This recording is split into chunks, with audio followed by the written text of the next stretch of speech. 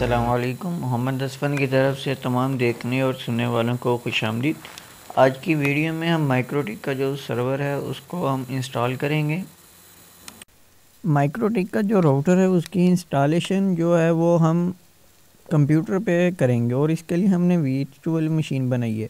Virtual machine हमने इसलिए बनाई है क्योंकि जब हम कंप्यूटर पे इसको इंस्टॉल करेंगे तो हम एलसीडी के ज़रिए से इसको देख सकेंगे, जिसकी वजह से हमारे लिए ये मुमकिन नहीं होगा कि हम उसको वाज़े तौर पर देख सकें।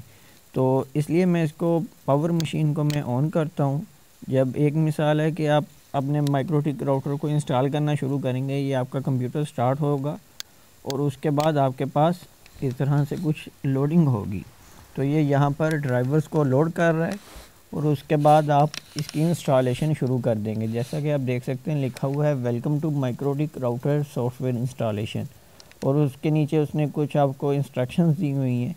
तो इसमें से हमने जिस प्रोग्राम को इंस्टॉल करना है उसको हमने सेलेक्ट करना है। तो इसने यहाँ पर दिया हुआ है सेलेक्ट विद स्पेस बार। तो हम स्पेस बार से उन तमाम प्रोग्राम को सिलेक्ट कर सकते हैं, जिस तरह मैंने सिस्टम को PPP और DHCP और एडवांस टूल को, और ये GPS, ये हॉटस्पॉट और ये NTP। तो उसके बाद उसने लिखा हुआ है कि अगर आपने सब को सिलेक्ट करना है तो A को सिलेक्ट करें। तो अब अगर हम बेसिकली इसको सीखना चाह रहे हैं तो हम इसमें अपनी मर्ज़ी से कुछ प्रोग्राम को इंस्टॉल भी कर सकते हैं और कुछ को बाद में भी हम इंस्टॉल कर सकते हैं, लेकिन अभी हम यहाँ पर तमाम प्रोग्राम को सिलेक्ट करते हैं। तो उसके लिए हम A को प्रेस करेंगे तो ये देखें हमने तमाम प्रोग्राम को सिलेक्ट कर लिया। उसके बाद अब जब हमने इसकी इंस्टॉलेशन करनी है तो उसने लिखा हुआ है मिनिमम के लिए M press I to install और लोकली और Q टू कैंसिल।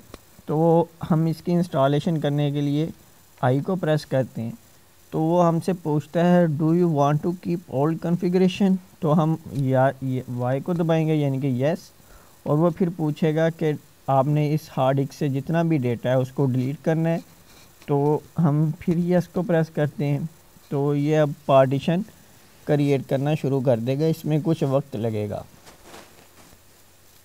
ये आपकी हार्ड डिस्क पे होता है। अगर आपने हार्ड डिस्क बड़ी लगाई हुई है तो उसको 2-3 मिनट भी ले सकता है। अदरवाइज़ अगर आपके पास 40-50 GB की हार्ड डिस्क है, 40 या 80 की है, तो वो इसको 1-1.5 मिनट में कर देगा। और उसके बाद ये देखें इंस्टॉलेशन हो रही है, इसमें कोई इतना वक्त नहीं लगता।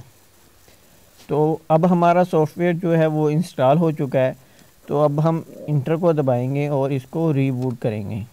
तो ये आप देख सकते हैं कि सिस्टम रीबूट हो रहा है। और इसके बाद आपने जो अपनी CD के या जिसके ज़रिए से आपने इसको इंस्टॉल किया है आपने उसको निकाल देना है। और यहाँ पर आप देखें ये हमसे पूछ रहा है do you want to do it now, तो हम वाई को प्रेस करते हैं। अदरवाइज़ अगर हम कोई बटन प्रेस नहीं करेंगे तो ये ख़ुद ब खुद एंड कर देगा। जैसे देखें इसने नो कर दिया। तो ये देखें ये हमारा सर्वर जो है वो इंस्टॉल हो चुका है। इसके बाद जो हम करेंगे वो इसको कॉन्फ़िगर करेंगे। यहाँ पर हम इसको ओपन करके देख सकते हैं।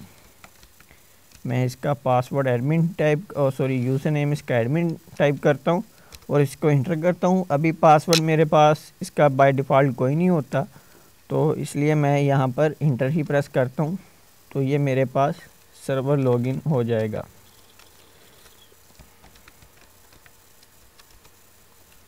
तो ये देखें अब ये हमसे सॉफ्टवेयर का लाइसेंस मांग रहा है। तो हम अगली वीडियो में देखेंगे कि हमने इसको एक्टिव कैसे करना है, लेकिन फ़िलहाल हम इसको इंटर करके कंटिन्यू करते हैं। और अब हम इसका जो है वो फ्री ट्रायल पे हम आ गए हैं। तो ये देखें यहाँ से हम इसकी कमांड लाइन कॉन्फ़िगरेशन भी कर सकते हैं, लेकिन वो इतनी आसान नहीं है।